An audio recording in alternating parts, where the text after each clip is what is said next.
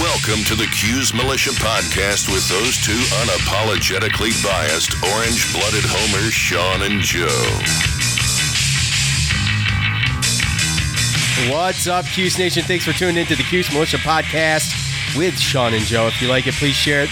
The universal handle for the socials is @Cuse Militia. Go there, join the militia. We are the first Syracuse sports podcast centered around giving you, the fans, a voice. Also, the number one rated podcast on iTunes. Which reminds me, get those ratings in. Get those ratings in. I got some koozies coming. I was supposed to have these coming a while ago, but they're, I don't know what the holdup was. But anyway, it doesn't matter. They're coming. I got stuff now, Joe. Yeah. So we can give stuff away again. Remember when we used to do that? Remember how fun that was? Yeah, such a long time ago. It was. It was last basketball season. We haven't done it a whole off season, I don't think. Maybe once or twice. No. Anyways, hey, go to iTunes. If you give us a 5-star review, if you could give us 10, I know you would. But if you could give us at least 5, that would be great. Tell us how much you love us, or don't. Keep it to yourself. That's fine. We will, if we read it on the air, we'll send you some stuff. Here comes the salesman. We'll get that going soon. Yeah. You missed your crack. Your crack is supposed to happen during the intro music, Joe. What happened? No, we didn't talk about that. I've just been randomly doing it. I know you have been randomly doing it. I've never mentioned it because it happens every time. Oh. But you didn't do it. I'm disappointed. That's my point.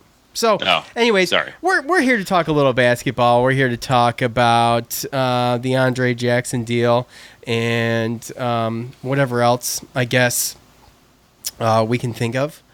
Yeah, right? It's bye week, man. We're trying to make the best out of, stay in practice, man. The hell, take a half hour out of our time. We haven't talked about basketball for a while too. It's getting close. It's getting close. It's been something we kind of put off a little bit, just because it hasn't been a ton of news about it. So, anyways, all the practice stuff was glowing. We know that, but we'll get into Andre Jackson a little bit and a couple. No news is good news sometimes, right? That's what they say. Yeah, I mean, I can agree with that. So, anyway, before we get into all that, let's tell you about the good folks over at MyBookie. Now, I don't know about you guys, but I think a game's more exciting when I have some money on it.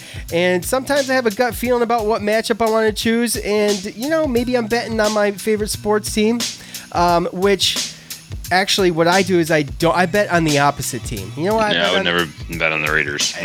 Well, I mean, I have other sports teams, Joe. But Martin Truex Jr.? Martin Truex, the Yankees. I don't bet baseball, but if I do bet, though, I bet against my team because it's a win-win. It's a win-win. If they lose, I win money, and if I lose money, they win. So, most of the time, in certain situations. But hey, which I'm good with. So, regardless of whether you're betting for years or this is your first time, MyBookie is the best bet this season. And if you don't know what it's about, research it. If you do know what it's about and you know what to expect, go to MyBookie. If you're the kind of guy or gal who likes to bet a little and win a lot, try the parlay. For instance, if you like a couple of the big favorites of the week, the parlay is a perfect bet because they will let you bet on multiple of those games together, and you can get a much bigger payout. So try the parlay. If you're going to bet on anything this season, do it with MyBookie. Go to mybookie.ag. And they will double your first deposit. Use the promo code CHAIR to activate that offer. That's promo code CHAIR to double your cash. Go to mybookie.ag today. You play, you win, you get paid. Thank you, MyBookie. And nothing else to talk about this week because I feel like maybe we made too many jokes. And they're like, look, the crew with the jokes about the other stuff there, What are you talking about? Cut the sponsor from those guys with the jokes that can't keep a straight face. No. Right. What happened there? Oh, I don't know. That was a 3-week trial, so maybe Blue Chew will come back. Free plug for Blue Chew. We'll see. So that is it. All right. Anyway, as I fill time, Tick. Andre Jackson, 6'6", shooting forward, shooting guard, whatever. He attended Albany Academy, so he's from Albany. He did not choose Syracuse. and he decided to choose UConn. It was down between Cuse, Iowa, Maryland, UCLA, and UConn, and he chose UConn for multiple reasons. Now, I mean, firstly, I would say that I don't know if I really. I mean, yes, would it be nice, Joe? Would it be nice to grab another 4-star? We currently have a 4-star in Woody Newton, who's got verbal commit. Right. And we got a 5-star power forward, Isaiah Jackson, who he revealed his 3 finalists, Cuse, Alabama, and Kentucky. And he's a top 25 prospect to the class of 2020.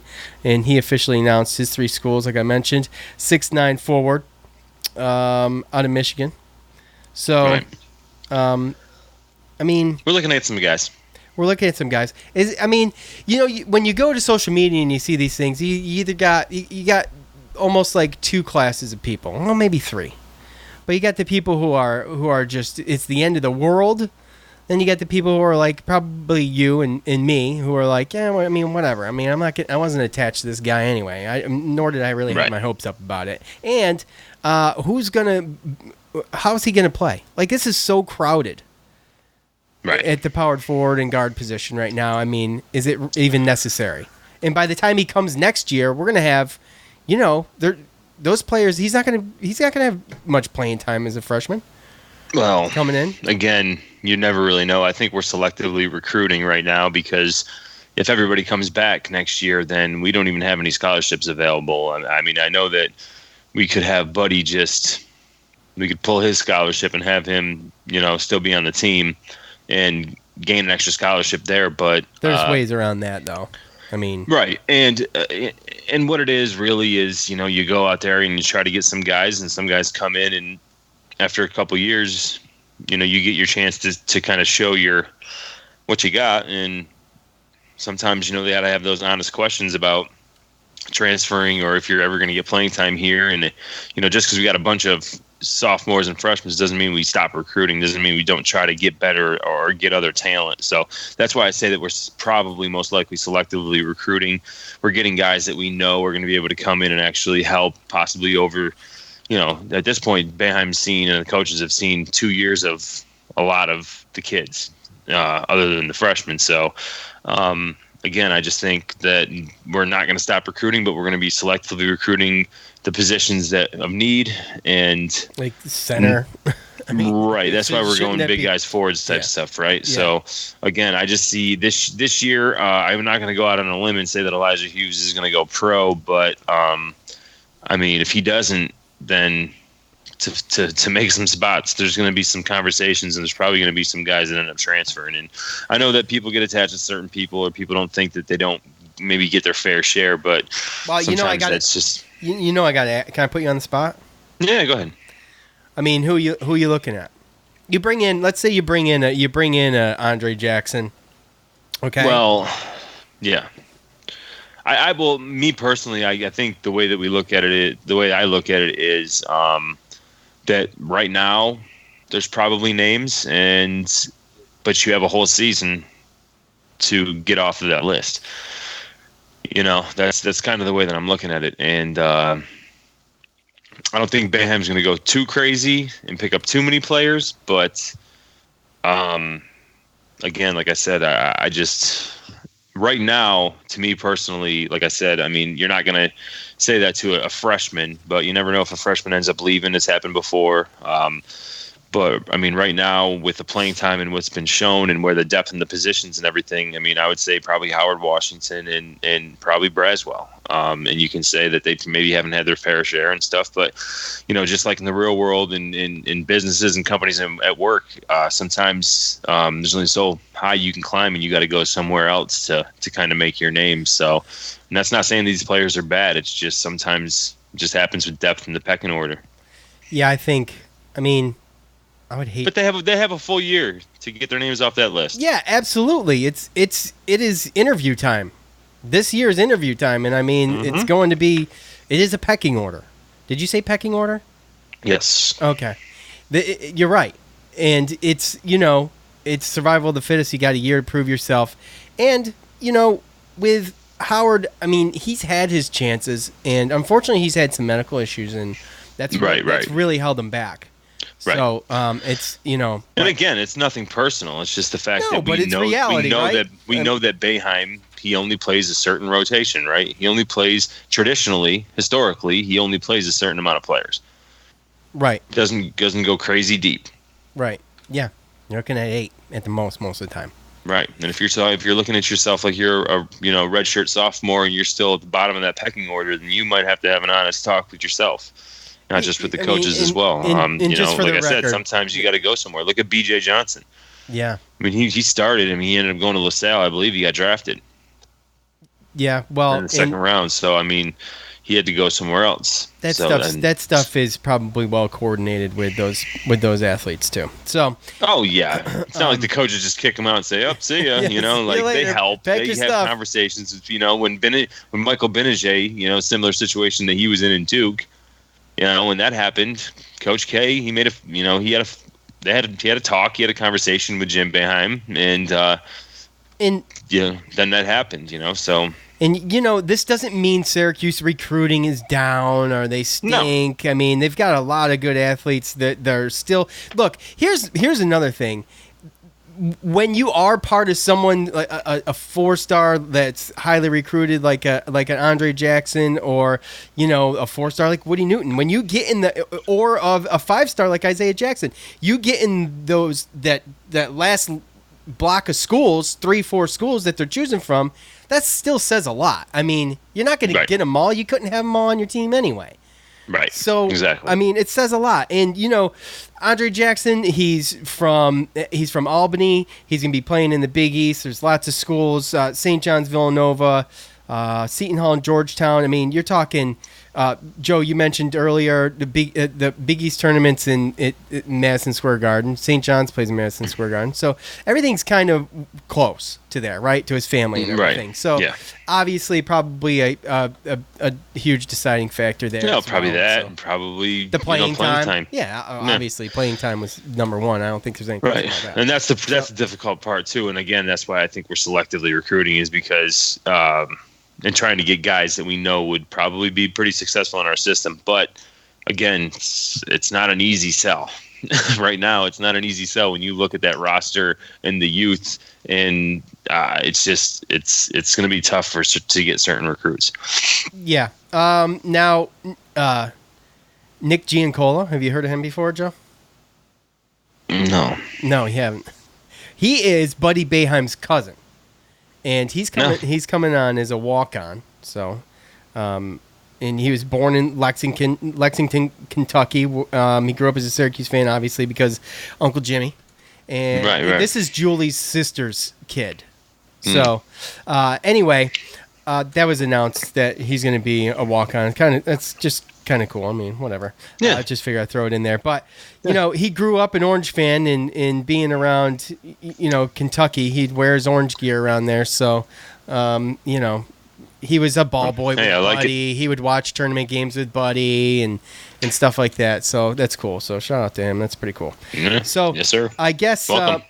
Yeah, absolutely. So I guess what was I looking at here? Oh yes, the CBS Sports from 247. They said the preseason ACC college basketball rankings, and of course, where should I start? Let's start at number 1. It's no surprise, I don't think. Duke. Louisville. Yeah, Louisville. North Carolina, third.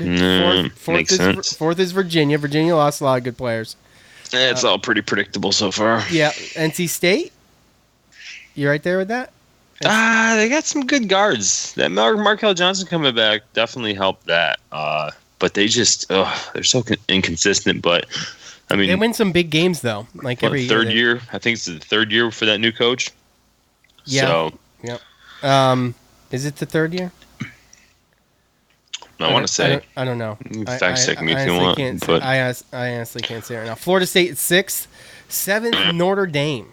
Notre Dame is 7th. Oh, yeah. That one kind of surprised me a little bit, but I don't know. Well, I mean, they had Pfluger. Pfluger got hurt last year. They're supposed to be pretty decent. I think each of the last 2 years, one of the their best players or their most experienced players have gotten hurt early and missed the whole season. But he's coming back, and they still have Mooney. They still got Gibbs. So Yeah, I think they're going to be a formidable opponent for sure. Great coach, Mike Bray. Yep. Syracuse sits at 8. So Okay. that's, I think, pretty reasonable, right in the middle there. And, I think it's fair. We know who we got. We don't need to explain all that. A lot of turnover in the ACC this year. A lot. I mean, what did we turn over? 80% of our starting 5. So, the question is, well, I'm not even going to go there. Never mind. I'm not. Sorry. 9th is Miami. 10th Pitt. 11th Clemson. Wake Forest at 12th. Boston College 13th. Virginia Tech 14th, which is crazy. Well, Virginia Tech, that's a different story because Buzz Williams left, and they had a lot of guys that were seniors, and then they had two other guys transferred out, and I think one or two actually might have left early for the NBA as well. So yeah, they're kind of hurting. Yeah, they are. No, Blackshear transferred to Florida. Yeah. So they're hurting this year with the new coach. It's probably going to be pretty tough. I think Georgia Tech's got postseason bans. Pittsburgh at 10 kind of surprises me a little bit. I think they're going to be a little bit better with those the 3 freshman starters they had last year, the guards especially. So yeah, Georgia Tech is they're at the bottom of the barrel. So that's it for that. Yeah. So did you want to get into quickly?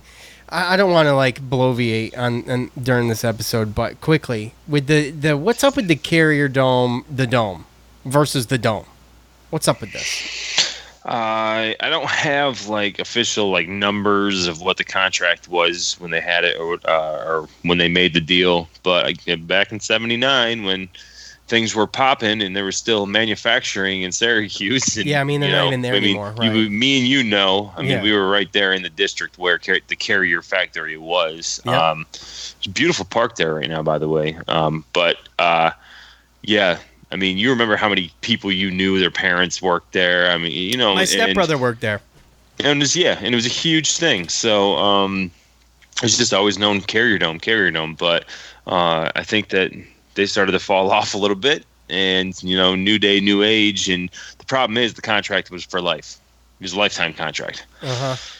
So that's really the issue right now. Is I think we're trying to maybe make probably better negotiations, probably because John Wildhack knows that we could probably market get a way the better Dome sponsor. somehow. It could be way better right now. Yeah. So, but instead it's okay, it's gonna we're have stuck a in train this track on it lifetime. soon. This lifetime contract where literally it was the factory to work for in Syracuse back in '79 and back all the way through pretty much when we were in high school. And now it's not the same. And I don't think now they're willing to pay the money that most other people are with the way the things have gone. So yes, I mean it was a contract with people that they're not even working there anymore. They weren't even involved. It's difficult. So again, obviously it comes down to legally binding stuff, but that's a tough situation, man. I don't know how they're going to get out of that one. Yeah, I think they probably have to do a little buyout or something. I mean, I don't know. They obviously still pay, right? I mean, if they're both contractually obligated, they still pay. Yes, but the money that was contracted back in '79. Oh yeah. Compared about the money they can get now, now it's they can't pay what they probably could, what other companies could. So it's difficult, and again, too. I mean, as a SU fan, it's going to be tough to call it something different. Yeah, what are we going to call it? The Verizon Dome or the who knows? I mean, right. What about the Spears Meat Dome? Right. Well, not to mention, did they throw Wegmans any money? Dome. Did they throw any money towards these? The Sports Star 2000 Dome. No, stop it. I'm just saying, Do you remember maybe Sports Star 2000? Did they throw money towards these, new changes and stuff? I mean, I don't know if you've seen some pictures, but they got that outside frame of what that roof's going to look like, and looks pretty cool, man. It looks goofy. What do you mean it looks goofy? It looks like a roller coaster on the outside of it. Oh my, yeah, obviously, because the roof's not up yet, Sean. No, the finished prototype, the pictures of the finished product, show a roller coaster going around the dome. No, they don't. Yes, they do. A roller coaster. It's not a real roller coaster, Joe. Well, that's hyperbole. It's the frame of the thing going around the dome. Right. Yeah, I don't know. I don't know. I don't know, dude. Go look at the new domes in the NFL. I know. Mm-hmm. I mean, but this ain't the NFL. All right, look. Okay, so SB 206 that passed just this week, right? California. What was it, Monday? Which is the law that allows college athletes in California to profit off their name and likeness. Now, they're skirting around some other NCAA bylaws, and of course, that's going to be an issue. This doesn't even go into effect till 2023, and it's like it's by that time it won't be. It's basically forcing the NCAA to crap or get off the pot and try to do something with this. Now, there's student athletes are like the only people on campus that can't market themselves. Other students that don't make a dime for the university or the NCAA, they can do whatever they want. But so there's speculation about sanctions from the NCAA, but I don't foresee sanctions from the NCAA because first of all, the span of time, we're talking 3.5 years. Well, just about 3 years, I guess. It's not going to happen. It's not going to happen. It's not. The sanctions, you mean? No, I'm just saying anything. The NCAA, the bottom line is the NCAA can, if the state wants to do this, the NCAA can still keep it as a rule. They could keep it as a rule, and to be perfectly honest with you, the NCAA can choose on what schools are involved in the NCAA. So they could, but why would they do that? There's how many schools? Let's see. There's 58 schools in California that would fall into this. So what are they going to do? Take all 58 of those schools? You got USC, UCLA. Are they going to take these teams and what are they? They're not going to. All they have to do is make the threat, and that rule is off the table. No way. I doubt it. What do you mean? What do you mean? You think they can threaten that all they want. First of all, like I said, it's 3 years. Second of all, they don't even have to lose out on all that money for advertising. All they have to say is you can do whatever you want, or you can make whatever law you want, but it's still going to be illegal in the NCAA. So they're going to say that, and at the end of the day, people are still going to get in trouble. And you don't think that this will force the NCAA to do something? You don't think that this will force them to do anything? You think that they're just going to be like, no, knowing the NCAA, do you think that they're going to throw a threat at California? They're not taking money out of their freaking pockets. Something needs to happen. It's name and likeness. They're not even talking about. The NCAA doesn't give in. Well, I understand. Okay. I'm not saying that I don't agree with you. I'm just saying, knowing the NCAA and seeing what has happened in the past, they don't bow down to anybody. So therefore, they make that threat, and that thing gets taken off the table, and then it's done. You really see them. Joe, you really see them. Let me present you a scenario. All right, let's say there's other states that are doing this. There's New York, there's South Carolina, there's Colorado, I think, maybe Delaware, I think was another one. I don't have the list, but anyway. But the NCAA is an association that makes the rules. Joe, I understand, but when you get a conglomerate of states that are all going to do this, the NCAA is not going to say y'all can't participate in the NCAA anymore. Do you know how much money they lose in that, and advertising and stuff, and everything? That's insane, dude. There will be there will have to be a compromise. That's insane. They will not. If states start doing this over the next 3 years, if the states start doing this over the next 3 years, the NCAA is going to have to do something. They're going to have to compromise on something. Yeah, I can see that. I didn't know that there was other states that were doing that, but if they get the majority as far as that goes, like you said, it's going to force them to do something, or what's going to happen is just everyone will leave the NCAA and they'll just create something different. Which I think is less likely. Well, if the NCAA doesn't give in your scenario, then basically that's what's going to happen. The teams in those states will go off and they'll create their own thing. And I'm with you on that. And they'll still get sponsors. But they would absolutely, because these are a lot of big schools in these states. And it'll go like back in the day when the NIT and the NCAA tournaments were actually competitive. And there's actually two different, things going at each other. Two different companies or associations going at each other. You know what I mean? All it takes is somebody to step up with a lot of money and sponsors and just offer another option. Now, I will say the South Carolina bill and the New York bill are a little bit more aggressive than the California bill, believe it or not, in which they have some kind of incentive for payment, like direct payment from the school or something like that, which, look, that ain't going to happen. Nor do I think it should, and because I just don't think it's feasible. I really don't. I think the way you do this is you allow name and likeness in, like, if Bill Rapp wants to have Tommy DeVito in a commercial, right? Yeah. I mean, this is a widely used scenario. Understandable, right? Who does that hurt? It hurts. The school gives nobody. them enough. I do think now that it's the NCAA holding them to all these rules and limitations that hurts. Right. That's what it is. Yes. Because if they're willing to put in the work and actually go get a job or, like you said, advertise themselves, then and they can make money off of it, then so be it. Well, like, why is that a problem? That shouldn't be a problem. I 100% agree with you. I'm just saying. I know you agree, and you play devil's advocate a lot, but I'm just. Yeah, I do. But I'm just saying overall, like, you'd have to have a whole bunch of states with a whole bunch of teams. You would, which is why. Willing to go to another league. I know. That's I understand. how far that would have to be. But this is why I think it's out this far. We're talking 3 years. That's a long ways away. Yeah. So that's a long way away to where if they don't get the support they need from other states and other universities and conferences and all that kind of stuff. It's a lot of time to basically California ain't going to do it get organized.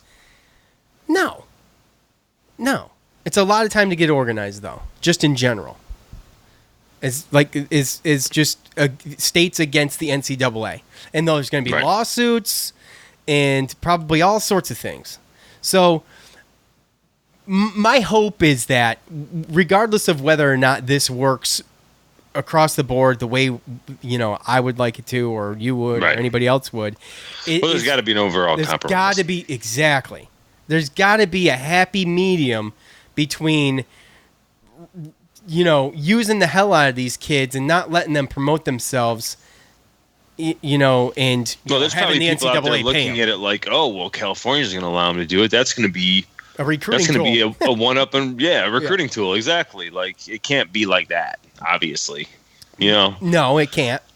It can't, but California can't, like you said, California can't do it on their own.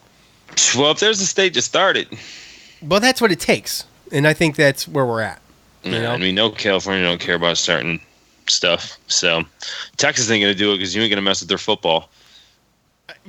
Or New York just waits for California. So California should clean the turd up off of their streets before they worry about that's what I'm saying. Well, that's my whole thing is if they don't get the support, like, California is not a state that can support a league themselves. Well, no, they're in bankruptcy, so there's that. As a state. Right, and then that's what I'm saying. Like, that's why it would have to be a point to where you'd get enough universities or conferences or whatever, nationwide.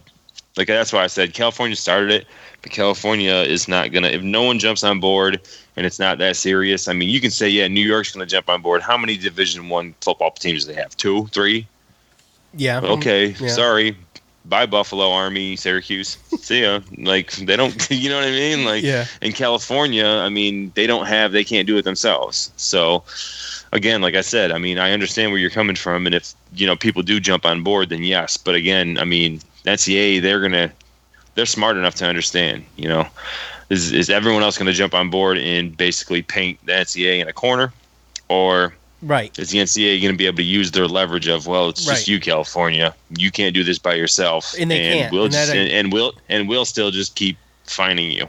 Right, and that I agree with. They can't. I just don't foresee California doing it by themselves with USC and UCLA. Well, it ought to be interesting. There's ought to be an interesting more, 3 years.